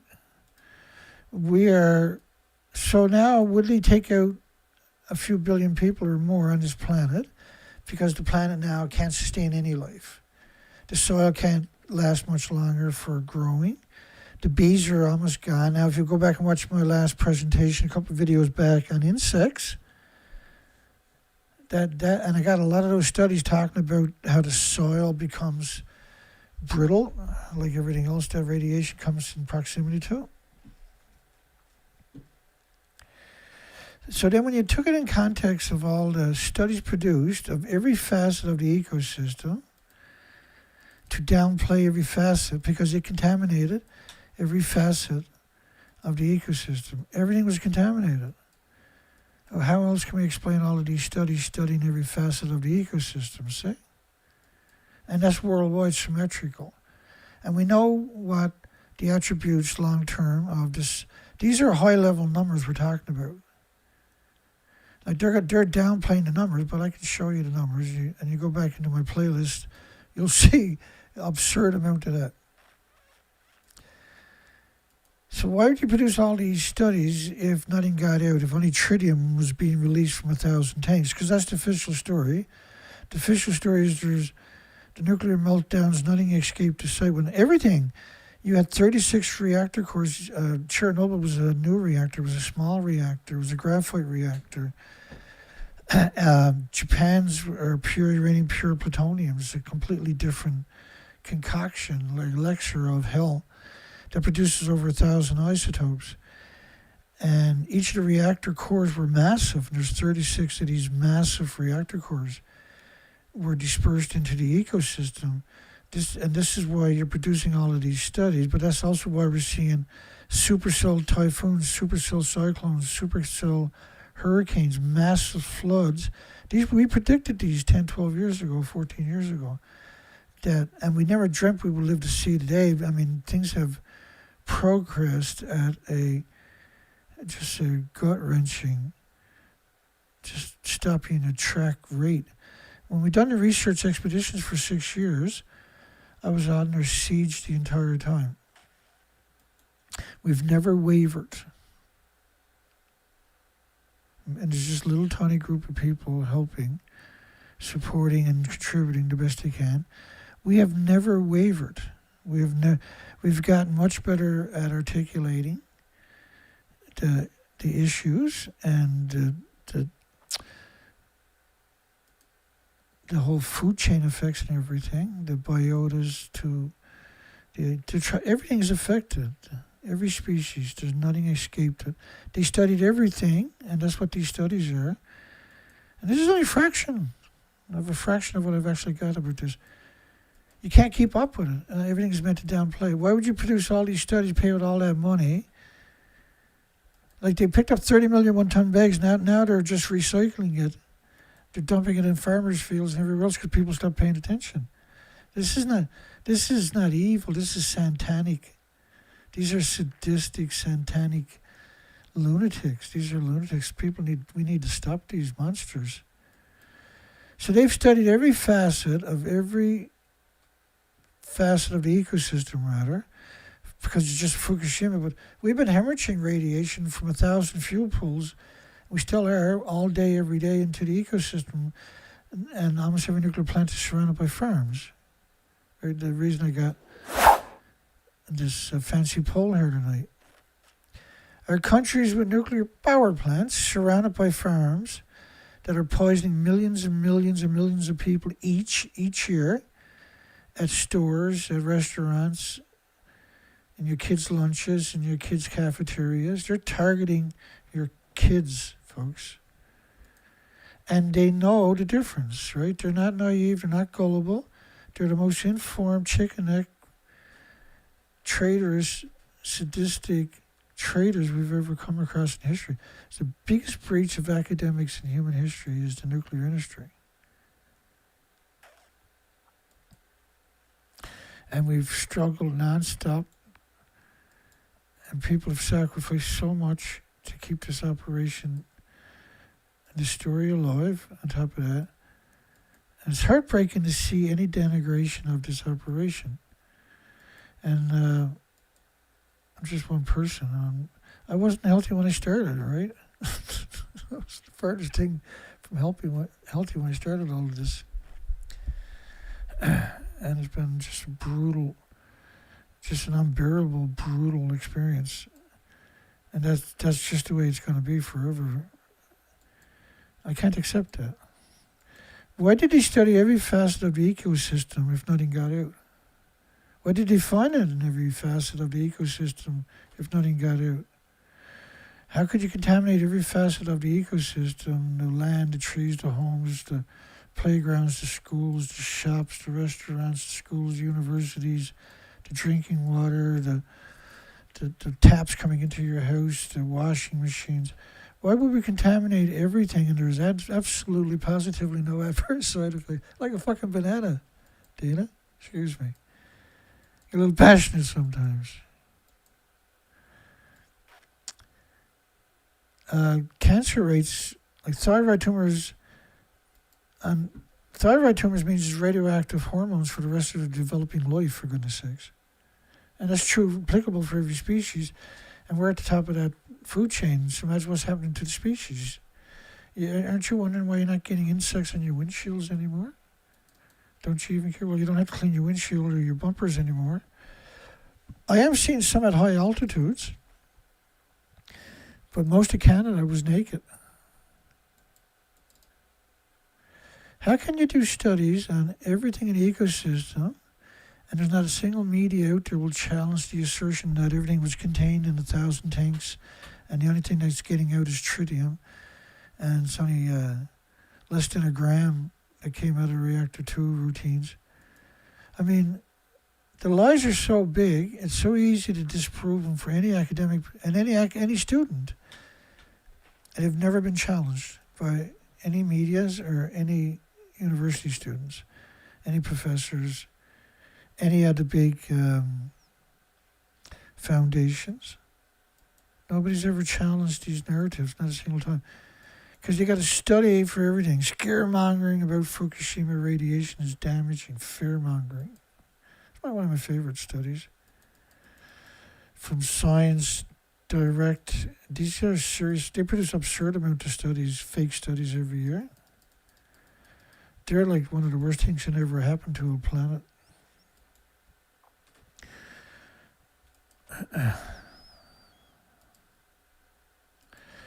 So, why is, and I think we quantified that, right? Why is almost every nuclear power plant surrounded by farms?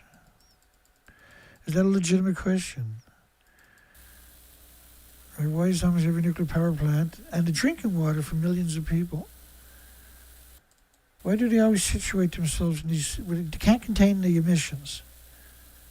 You're looking at vapors from the steam cooling. That's tall, skinny stacks. They're hemorrhaging from the fuel pool. There's no containment. So you put the fuel, you can pick it up and drop it in the reactor. It's not going to, you got, decent gloves on, it's not going to hurt you. Once you start up that reactor chain reaction, you can never, your organs will melt if you get within proximity of fuel within a few seconds. So when you're looking at every nuclear power plant except for a few surrounded by farms, you need to ask yourself a couple of hard questions. They've been at this for how long? 60 years or more? Well, you gotta say 80 years because that's what everything shows us. We've got all the studies saying you shouldn't do that because it sucks up the food, sucks up the radiation. But yet here they are, every nuclear power plant, knowing that it's going to contaminate the food if you surround it with farms. They have the absurd amount of studies knowing the difference. That farm will guarantee unequivocally accumulate the radioactive fallout. It's not up for debate in the academic community, yet they allowed this to happen. That is a terrifying thought, see? So now we have a war, and we're going to close her here now soon. We have a war in Iran. I didn't think I could make it to the 2 hours, and I tell you the truth. We have a war in Iran, but it's not a war. Iran didn't declare war. They're just defending themselves. They're not going to Israel. They're using drones. Israel's restricted all pictures. So that means there's a lot of damage going on. And Israel doesn't care about 7 million people. 2 million of the ultra-Orthodox Jews, they're loving every second of this. That's part of their, it's part of their prophecy. That's all they care about. They spend their whole lives reading 2 books, the Torah and the Talmud.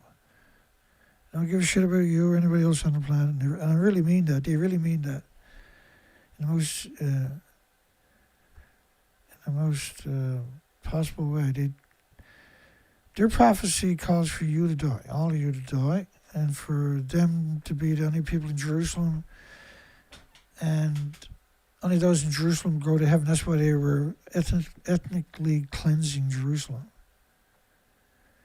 It's because they don't want to fight forever in their so-called heaven, right? And that ideology is manipulated. Benjamin Netanyahu has spent his whole life, his entire career, invoking all of this, that we're Amaleks and everything else. Well, I'm not a bad person. I don't give a shit about Israel. Israel, fuck off and die for all I care. But if you're going to destroy the whole planet, then don't be surprised if a few people tries to resist. And like the world right now, one of the prophecies in the Torah of Talmud, I'm not sure, is that the world will turn against Israel and God will strike down all the Israelis' detractors and only those in Jerusalem will go to heaven. So everybody else dies by God's hand in a flash of fire, nuclear weapons. But I mean, They're being pummeled. They've never been pummeled before. They're being hit with bunker busters going down into their little safe base. They've never been attacked in their own city until they attacked Iran 9 months ago. Iran just wanted to be left alone. And Israel says, well, we're powerful enough, we'll destroy you like Gaza and anything else we touch us. And if you don't defend yourselves, we'll kill you anyway. So they just don't care. They're using a lot of fodder as soldiers from different countries. Benjamin Netanyahu you won't find him. He's not sitting in the office. He's not stoic. He's hid away in some bunker. They're taking down the cameras all over Israel off the streets that they're using as police lookouts and everything where they can control the population. That has now been weaponized against them. They're being targeted. And they wouldn't be total censorship unless that was true, right? The aircraft carriers didn't run away because they had no damage. They had to go away and try to repair the damage, do this. Now they're talking about 3 more aircraft carriers coming in to relieve them. They just got here. Why did they need to be relieved? Because they got serious damage. They don't want Iran to understand that. And I'm sure Iran knows it. Because Russia or China told them, right? They have access to that information. Can Israel or Iran create a plume like this? Yes. All nuclear power plants, the fuel pools are producing plumes like this every day for 60 years now. It's assimilated into everything out there. So eventually it will wipe out all the species anyway. Fukushima was a pulse event, and now all the whales are emaciated, all the insects are almost gone, the pollinators are almost all gone, the earth is tinder dry. We have supercell storms that are scorching the earth, supercell typhoons, hurricanes, winds where there's no infrastructure with building codes for. It's only going to get worse. How long before cities are blown right out into the oceans, right? Not very much longer down the road, because winds we're seeing realistically at 300 kilometers an hour. We're seeing 250, 265 sustained winds miles per hour. So how long before we hit 300 miles per hour? And we know we've seen gusts of that now. But we're seeing multiple every year of typhoons, cyclones, and hurricanes that we've never seen before. This is stuff we've never even dreamt of. This is stuff that, we did dream up that it was like that on Mars, but not on Earth ever. Otherwise, we would have building codes that would be much more appropriate, right? We don't have that.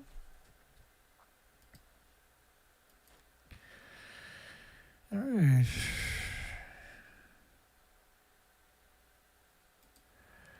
Our countries with nuclear power plants surrounded by farms, poisoning millions of people a year at stores.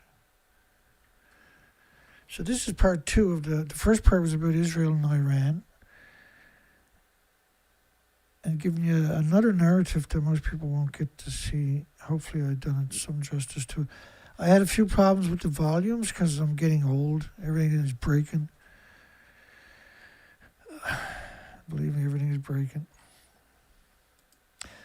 And my heart is broken because all the whales are gone. And pretending is not going to do the job anymore. We need to fight back. This is our last chance. This is Earth's last stand. We have an opportunity. This is our golden opportunity. In a year or two, AI will just drown us out. We'll still be going strong, but AI will control everything. It's doing it now, certainly. I noticed the AI centers are being attacked in the Middle East. That's not such a bad thing, trust me. That was probably the only good thing I've seen out of the whole friggin' last 9 days. I'm busted up. One day at a time. All right, so let me check and see if there's anything new. Okay. Now I put a link in the description.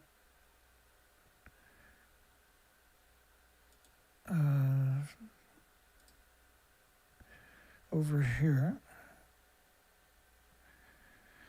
And we're going to close the poll down in about 2 minutes. Are countries with nuclear power plants surrounded by farms poisoning millions and millions of people each year at stores and supermarkets and restaurants and diners, etc., and cafeterias in your schools and universities? You better believe it.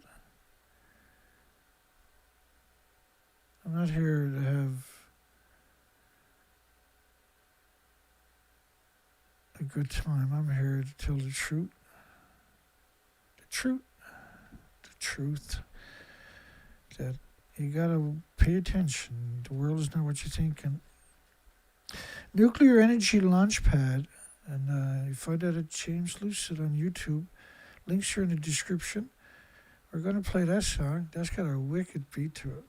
That's fantastic. That's a win. And we'll see everybody on the next one tomorrow night. I'm going to try to post my shows a little bit earlier, just so people know. I'm going to be censored, but the truth will still be here. Have a great night. Hugs for everybody. We'll see you on the next one.